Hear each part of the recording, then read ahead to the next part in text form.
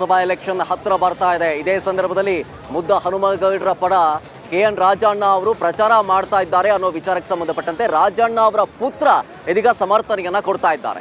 ಏನು ಹೇಳ್ತಾ ಇದ್ದಾರೆ ಡೀಟೇಲ್ಸ್ ಬರ್ತಾ ಇದೆ. ಇನ್ನೂ ಕೂಡ ನಮ್ಮ ಪಕ್ಷದಿಂದ ಯಾರು ಅಭ್ಯರ್ಥಿ ಆಗ್ತಾರೆ ಅನ್ನೋದು ಗೊತ್ತಿಲ್ಲ. ಮುದ್ದ ಹನುಮೇಗೌಡರು ಕಾಂಗ್ರೆಸ್ಗೆ ಬರ್ತಾರೆ ಅನ್ನೋ ಮಾತಿದೆ. ಮತ್ತೊಂದು ಕಡೆ ಜನರ ಅಭಿಪ್ರಾಯವನ್ನು ಕೂಡ ಪಕ್ಷ ಸಂಗ್ರಹಿಸಬೇಕು. ಜನರ ಅಭಿಪ್ರಾಯ ಜೊತೆಗೆ ರಾಜಣ್ಣ ಅವರ ಅಭಿಪ್ರಾಯವನ್ನು ಕೂಡ ಇಲ್ಲಿ ಕೇಳಲಾಗುತ್ತೆ. ಆದರೆ ಇನ್ನೂ ಪಕ್ಷದ ಅಭ್ಯರ್ಥಿ ಯಾರು ಅಂತ ಹೇಳಿ ಆಯ್ಕೆ ಆಗಿಲ್ಲ. ಮುದ್ದ ಹನುಮೇಗೌಡರು ಕಾಂಗ್ರೆಸ್ಗೆ ಬರ್ತಾರೆ ಅನ್ನುವಂತಹ ಮಾತಿದೆ. ಅದೇ ಮಾತನ್ನ KN ರಾಜಣ್ಣ ಅವರು ಕೂಡ ಪ್ರಸ್ತಾಪ ಮಾಡ್ತಾ ಇದ್ದಾರೆ ಅಂತೇಳಿ ಮುದ್ದ ಹನುಮೇಗೌಡರ ಪರ ರಾಜಣ್ಣ ಅವರು ಪ್ರಚಾರ ಮಾಡ್ತಾ ಇದ್ದಾರೆ ಅನ್ನೋ ವಿಚಾರಕ್ಕೆ ಸಂಬಂಧಪಟ್ಟಂತೆ ರಾಜಣ್ಣ ಅವರ ಪುತ್ರ ಸಮರ್ಥನೆ ಕೊಡ್ತಾ ಇದ್ದಾರೆ. ಇವತ್ತು ಭಾಷಣ ಮಾಡಿದ್ ನೋಡಿದ್ರೆ ಅವರೆಲ್ಲ ಲೋಕಸಭೆ ರಾಜಕೀಯ ಭಾಷಣ ಮಾಡ್ದಂಗೆ ಅವ್ರೆ ನೋಡೋಣ ಏನೇನಾಗ್ತದೆ. ಅವ್ರಿಗೇನು BJP ಸೀಟೇನು ಅವ್ರ ಆಲೆ ಬಿಟ್ಬಿಟ್ಟು ನನಗೆ ಬೇಡ ಅಂತ ಈಗ ಅಲ್ಲಿ ಕೊಡ್ತೀವಿ ಅಂದ್ರೆ ಈ ಕಾಂಗ್ರೆಸ್ ಅಲ್ಲಿ ಸೇರಿ ಕಾಂಗ್ರೆಸ್ ಅಲ್ಲಿ ಕೆಲಸ ಮಾಡಿದ್ರೆ ಕಾಂಗ್ರೆಸ್ ಪಕ್ಷ ಬಡವ್ರ ಪರವಾಗಿ ಕೆಲಸ ಮಾಡುತ್ತೆ.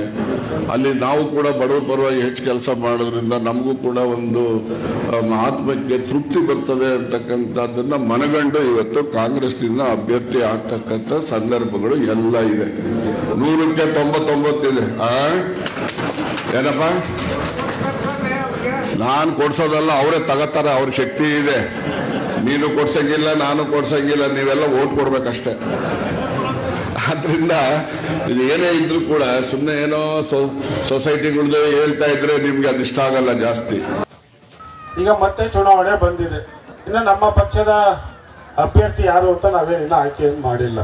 ಆದರೆ ಸ್ಥಳೀಯವಾದಂಥ ಅಭಿಪ್ರಾಯ, ನಮ್ಮ ಜಿಲ್ಲಾ ಉಸ್ತುವಾರಿ ಸಚಿವರ ಅಭಿಪ್ರಾಯ, ಸನ್ಮಾನ್ಯ KN ರಾಜಣ್ಣವರ ಅಭಿಪ್ರಾಯ, ಮತ್ತು ಈಗ ಏನು ನಮ್ಮ ಲೋಕಸಭಾ ವ್ಯಾಪ್ತಿಗೆ ಬರುವಂಥ ಎಲ್ಲ ಶಾಸಕರುಗಳು ಯಾವ ರೀತಿ ಅಭ್ಯರ್ಥಿನ ಆಯ್ಕೆ ಮಾಡಬೇಕು ಅಂತ ಮಾತನ್ನು ಈಗಾಗಲೇ ಆಡ್ತಾ ಇದ್ದಾರೆ.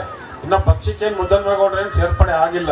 ಆದರೆ ಅಲ್ಲಿ ಇಲ್ಲಿ ಮಾತು ಕೇಳಿರುವಂಥದ್ದು ಮುಂದೆ ಮುದ್ದನ್ಮೇಗೌಡರು ಪಕ್ಷಕ್ಕೆ ಬರ್ತಾರೆ, ಅವರೇ ಲೋಕಸಭಾ ಅಭ್ಯರ್ಥಿ ಆಗ್ತಾರೆ ಅಂತ ಮಾತನ್ನು ಈಗಾಗಲೇ ನಾವು ಅಲ್ಲಿ ಇಲ್ಲಿ ಕೇಳಿದ್ದೀವಿ.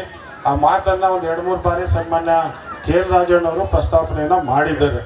ಆಗಿದೆ, ತಪ್ಪಾಗಿದೆ. ಮುದ್ದನ್ಮೇಗೌಡರಿಗೆ 2019ರಲ್ಲಿ